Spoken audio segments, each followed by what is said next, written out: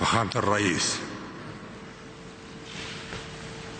العزيز عبد الفتاح السيسي رئيس جمهورية مصر العربية الشقيقة،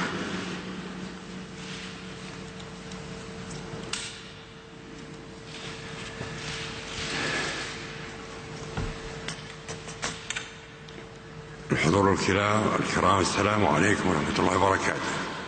فخامة الرئيس، نشيد ما شاهدناه اليوم من إبرام العديد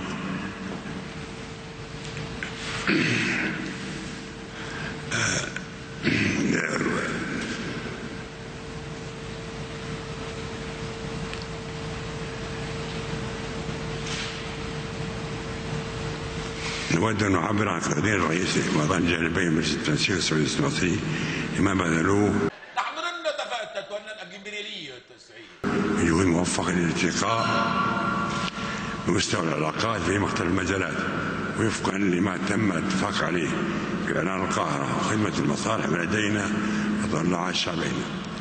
يمكن هذه الجهود المباركة، وقد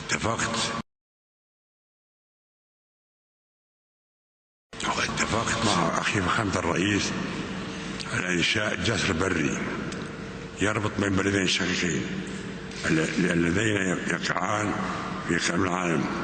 إن هذه الخطوة التاريخية متمثلة في الربط البري بين الفقرتين الآسيوية والأفريقية. إننا فخورون بما حققناه من إنجازات على كافة الأصعدة، ورفضنا المساس بأمن الفؤاد، وهذا التضامني تشتغل لمصر لعصر عربي جديد. لماذا قمنا بالثورة؟ أنا لا أعلم لماذا قمنا بالثورة. أنا كنت في الحمام ساعتها